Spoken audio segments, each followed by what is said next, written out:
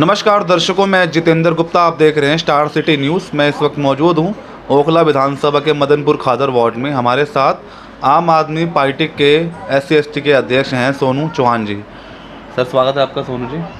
Sir, आपका जो राजनीतिक जो दौर आम आदमी पार्टी में जुड़ा, सर आप अपने इंट्रोडक्शन को लेकर आप कुछ कहना चाहेंगे, अपने विचारों को लेकर? नमस्कार, मैं सोनू चौहान, अध्यक्ष SC/ST वार्ड 103S। मैं आम आदमी पार्टी में लगभग 2013 जब पार्टी का गठन हुआ था, मैं जब से जुड़ा हुआ हूँ और एक्टिव सही मायने में मैं अभी कुछ ही समय से हुआ। बाकी पहले से मैं सोशल वर्किंग पार्टी के लिए मैं करता रहा हूँ और हमारे जो मिन्नतुल्लाह खान साहब हैं जी सर, उनके द्वारा मैं पार्टी में आया था और आज तक उन्हीं के द्वारा मैं पार्टी के अंदर सेवा कर रहा हूँ। और जब से लेकर अभी तक मैं काफ़ी लोगों का अस्पतालों में, और अभी लॉकडाउन लगा उसके अंदर हमने उनके सिलेंडर, जो ऑक्सीजन सिलेंडर की कमी पूरे भारत में हुई, तो दिल्ली के हर अपने क्षेत्र के हमने सभी लोगों को अपना जैसे ज़रूरत थी उसके हिसाब से ऑक्सीजन सिलेंडर पहुंचाए। अस्पतालों में जहां जिसको हम बेड की कमी थी उनको बेड दिलाने की कोशिश करी पूरी तरीके से, और अभी तक हम क्षेत्र में सेवा लोगों को दे रहे हैं। अच्छा, जैसे आप जुड़े हैं सर आम आदमी पार्टी में, स्वयं खुद आए हैं या अपने और 7 लोग जुड़े हैं? मेरे साथ लगभग हमारी जो टीम है वो लगभग 150-200 लोगों की टीम है मेरी, और वो अपने अपने क्षेत्र में अलग अलग तरीके से काम कर रहे हैं। ज़मीनी स्तर से सारे लोग जुड़े हुए हैं। हर गरीब और ज़रूरतमंद लोगों की हम हर तरह से सहायता करते हैं। अच्छा, इस कोरोना काल को लेकर सर बात कर लेते हैं। क्या क्या आपने मदद की अपने क्षेत्र में?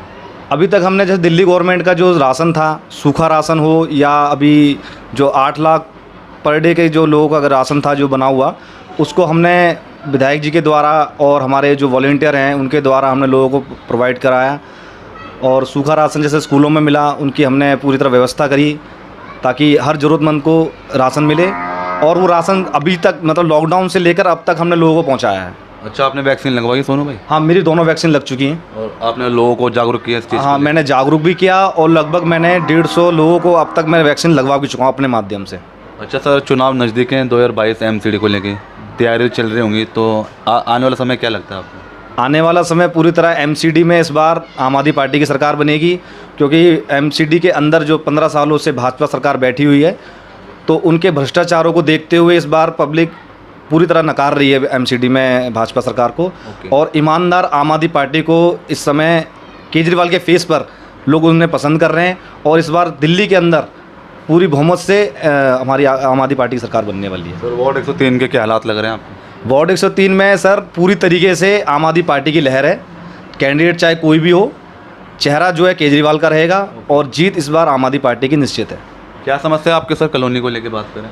कॉलोनी की समस्याएं तो अभी जैसे हमारे वर्तमान में हमारी निगम पार्षद संतोष देवी जी हैं भाजपा से, तो उनके द्वारा आप देख सकते हो पूरी कॉलोनी के अंदर कूड़े का ढेर, जगह जगह सड़कों पर आपको गंदगी मिल जाएगी।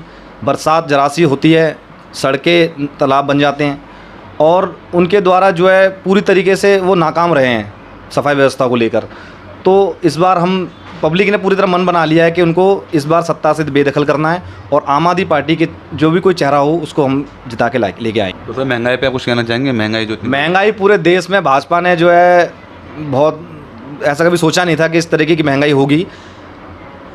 सरसों के तेल से लेके डीजल, पेट्रोल बिल्कुल आसमान छू रहे हैं, और बेरोजगारी पूरी मतलब उन्होंने कहा कि इस बार जो रोज़गार देंगे हम, वो रोज़गार पे उन्होंने सिर्फ पकौड़े और तरह तरह के वो अपने बयान देते हैं, लेकिन महंगाई पे और रोज़गार पे कोई बात ही नहीं करते प्रधानमंत्री जी। तो महंगाई तो सर बहुत है। अच्छा, जैसे कि सर बताया जा रहा है कि तीसरे लहर की आने की आशंका लग रही है, तो इसको लेके आप कुछ लोगों को आप अवेयरनेस करने के लिए कुछ कहना चाहेंगे? हाँ, अभी देखो तीसरी लहर की आशंका तो है, हमें उसको ध्यान में रखते हुए मास्क, सैनिटाइज़र और दूरी का बहुत ध्यान रखना पड़ेगा कि आपसी जो सोशल डिस्टेंसिंग है उसको बनाए रखें, क्योंकि कोरोना अभी पूरी तरह गया नहीं है। हमें उसको ध्यान में रखते हुए अपने आप की सुरक्षा खुद ही करनी है। सरकार के भरोसे और दूसरे लोगों के भरोसे में नहीं रहना, क्योंकि ये जो आप उसका बचाव जो है अपने को स्वयं ही करना पड़ेगा। अच्छा, ये जान लेता हूँ सर, जैसे कि आपके विधायक आपके द्वार को लेकर जो ये कार्यक्रम चल रहे हैं दिल्ली में, तो आप जैसे मिल रहे हैं लोगों में, विधायक साहब जनता की समस्या जान रहे हैं, इससे आप क्या लगता है आने वाला समय मैसेज आप इससे क्या देना चाह रहे हैं? सर, हमने अपने विधायक को अपने द्वार बुलाया। हमारे इससे पहले 5 साल महेश गिरी जी सांसद थे, 5 साल रहे, 5 साल जीतने के बाद वो एक बार भी कॉलोनी में नहीं झांके। अभी लगभग 2-2.5 सालों से गौतम गंभीर जी हमारे सांसद हैं और उनका भी हाल सेम वैसा ही है जैसा महेश गिरी जी का था। वो अभी तक हमारी कॉलोनी का हाल जानने नहीं आए। और हम तो भाजपा वालों से ये भी कहते हैं कि हमारे विधायक ने जो भी काम किया हो हम उनका धन्यवाद देते हैं, और जो काम उनसे 5 सालों में रह गए हों हमने उनके लिए पब्लिक के बीच में उनको बुलाया, छाती ठोक के हमने कहा कि हमारा विधायक आएगा, आप अपनी समस्याएं रखो, हम उनसे अपना काम करवाएंगे। मैं भाजपा वालों से ये भी कहना चाहता हूं कि आप अपने सांसद, अपने वार्ड 103 से जो हमारे निगम पार्षद हैं उनको आप भी अब इसी तरह से मंच पे बुलाएं और उनसे पूछें कि आप काम क्यों नहीं कर पाए। जी बिल्कुल। तो हमारे विधायक को तो हमने बुला लिया, अब आप अपने पार्षद और सांसद को बुला लीजिए। अच्छे से जान लेते हैं, दुर्गेश पाठक जी दिल्ली नगर निगम के प्रभारी हैं, उनके नेतृत्व में क्या लग रहा है दिल्ली में नगर निगम कितनी मजबूती की ओर जाएगी? सर, दुर्गेश पाठक जी जो हमारे प्रभारी हैं एमसीडी के, उनके द्वारा अभी हमारे जो उपचुनाव हुए थे 5 सीटों पे, तो आपने देखा होगा दिल्ली के अंदर लगभग हमने सभी सीटों पे विजय प्राप्त की सिवाय एक के। वो भी एक कमी थी, वो शायद हमसे रह गई किसी तरीके से, लेकिन उनके नेतृत्व में एमसीडी के अंदर सरकार हमारी बहुत मजबूती के साथ पूरे बहुमत के साथ बन रही है और उनका जो नेतृत्व करने का जो तरीका है वो बहुत बढ़िया है और इस बार निश्चित ही हम एमसीडी के अंदर अपनी सरकार बनाने वाले हैं। अच्छा, और कुछ कहना चाहेंगे लास्ट में आप अपनी जनता को एक छोटा सा संदेश? मैं सर यही कहना चाहूँगा अपनी जनता से कि इस बार आप किसी चेहरे पर और किसी मजहब जाति धर्म पर वोट ना देकर एक पढ़ा लिखा समझदार व्यक्ति अपने बीच का निकालो ताकि हम अपनी कॉलोनी का विकास कर सकें। अगर हम किसी जातिगत या चेहरे पर कि आप उसमें हम वोट देंगे तो हम इससे पहले भी कई बार वोट दे चुके हैं, लोगों को अपने बीच में लेके आ चुके हैं, वो भोले बन के हमारे बीच में आते हैं लेकिन वो हमारे कॉलोनी का कोई काम नहीं कर पाए। हम ये चाहते हैं कि हमारे बीच का कोई व्यक्ति हो जिससे हम अपना उसके ज़बरदस्ती से काम करा सकें, ताकि हमारी जो कॉलोनी का जो लगभग 21 सालों से जो बुरा हाल है साफ़ सफाई को लेकर और अन्य समस्याएं कॉलोनी की बनी हुई हैं उसको लेकर हम चाहते हैं कि हमारी कॉलोनी का अपना कोई बंदा हो जिससे कि हम अपनी मर्ज़ी से उससे काम करा सकें, चाहे रात हो दिन हो, हमारी समस्याओं के लिए रात और दिन खड़ा रहे।